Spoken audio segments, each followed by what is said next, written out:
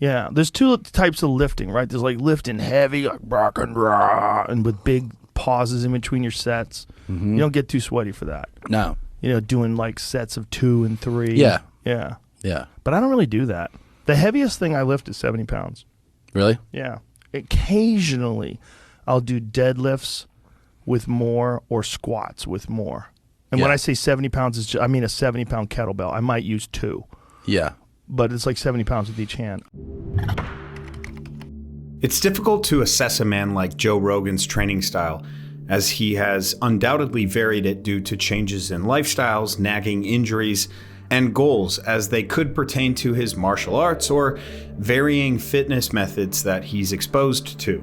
But out of this recent discussion he had with Tom Segura, there's a distinct thesis I would like to present to you guys. Strength training doesn't typically mean anything as a generalization.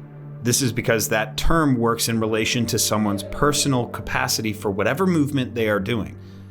Just like heavy is a relative term, the difficulty of strength training is relative as well. For example, somebody who is completely untrained might be strength training just by simply doing an air squat. But for somebody like Mikhail Koklayev in his absolute highest form, even a 200 kilo back squat wouldn't elicit much of a strength stimulus.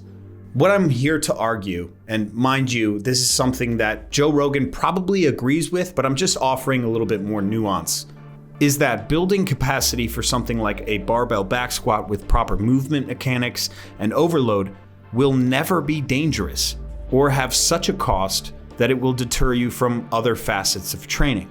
Furthermore, there's a middle ground between those who train specifically for strength and those who wish to get stronger with heavy training. I'll use an example to explain this concept with a martial artist that I currently train, the rising grappling phenom Andrew Tackett. Andrew and others from the jiu-jitsu gym came to me for strength training.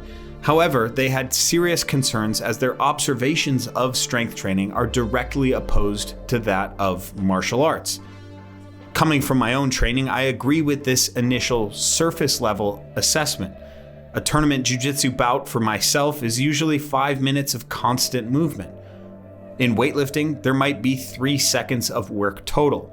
Optimizing one would detriment the other. Jiu-jitsu is closer to distance running than it is to the sport of weightlifting. However, this is a clouded and, like I had said before, very surface level observation of the extreme ends of training. My goal with Andrew was to fortify his body and his mind around the barbell in a seamless and progressive manner. And I did just that. The first thing he said to me the first day in the gym was that he didn't want to go heavy, and he didn't even want to do deadlifts because he had a nagging back injury. So my approach was this. I taught him the specifics of the back squat, the front squat, and the deadlifts, and other compound movements. And his first workout was sets of 5 in pretty much everything. We started using weights like 40 kilos. We made sure to keep his posture in the deadlift solid by starting the movement from a standing posture and doing touch and go lifts. After the workout was finished, he went to the mats to train. We rinsed and repeated this cycle until at one point he deadlifted 130 kilos for sets of 5 to 10. And here's the kicker. At no point did his back hurt him, and at no point did any of our training affect his performance on the mats in a negative way. In fact, his back injury completely went away. As for his performance, well, you can be the judge of that. Trap no 24. It is on. Tackett's got the rear naked. Tackett. Incredible match. So now let's draw our attention back to the subject of the video today, Joe Rogan. He is no spring chicken at 54 years old. This means his risk aversion when it comes to the weight room must be high.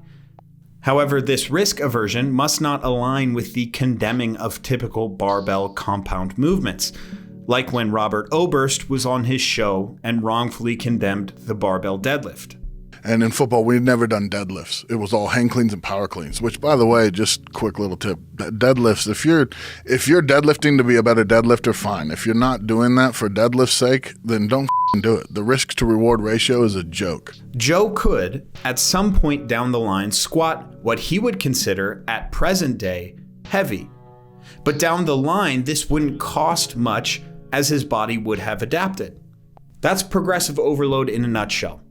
Oftentimes we see progressive overload as things that happen very quickly when they could actually happen very seamlessly. Now, given that Andrew Tackett is 18 years old, I think a better example of good training for somebody like Joe would be the 58-year-old Kim Shashok. In a previous video, I had broken down his training, and it is almost exactly what I would prescribe to somebody like Joe. Kim explains that he trains wrestling every day. He does kettlebell training and calisthenics 4 to 5 times a week, and then on certain days, he does barbell training. Now, this seems like a lot, and it is, if you are trying to absolutely maximize and optimize all of these qualities. I imagine that in each one of these sessions, he's not grinding out reps. He's moving diligently through these workouts, and he's staying safe. As an exercise, let's break down a potential training regimen that could work for somebody like Joe. The safest route would be to introduce the main lifts that will progress in weight over time 2 times a week. Let's just say that we will squat and deadlift on Monday and squat and press on Thursday. Both training days, you could add in accessory work. On both of those days, one could add in bonus light cardio or maybe even light calisthenics in the morning. It's likely that these bonus sessions would be around 20 to 30 minutes, nothing crazy. Tuesday, Wednesday, and Friday, we would have longer single cardio conditioning, calisthenics, or kettlebell work. These are sessions that Joe would be used to doing, as it seems like he often talks about his training in this manner. After 4 weeks, he could restructure to progressing his strength training modalities to 3 times a week. Let's say Monday, Wednesday, and Friday. Now he can squat and deadlift on Monday, squat and push and pull on Wednesday, and deadlift with vertical pressing and vertical pulling on Friday. Some adjustments of the other sessions would be applied. Look, there are so many different iterations of programs that Joe could follow, or anyone, and I am just using Joe Rogan as an example because I see people taking these ideas and running with them, that strength training is very dangerous, or, they see the extremes of strength training and they think that that will be what they become. And again, this isn't exactly what Joe is saying. I'm just kind of taking something and running with it here. So I think the idea that you have to look at is, how strong have you been before? If we were to use myself as an example, I've back squatted 230 kilos. Right now, I'd say as heavy as I could possibly go on the best day, my back squat would be 210 kilos, but usually it'd be around 200 kilos. So that means when I strength train, something heavy might be 170 kilos, 160 for sets, whatever that may be. Whereas back in the day, that wasn't heavy. We understand that that means it's a relative thing. So if my goals are to improve my general fitness, maybe work on jujitsu, I can supplement with getting stronger than I currently am, deleting from my memory the strength that I used to have. There is progress to be made, even though I'm not singularly focusing on that thing.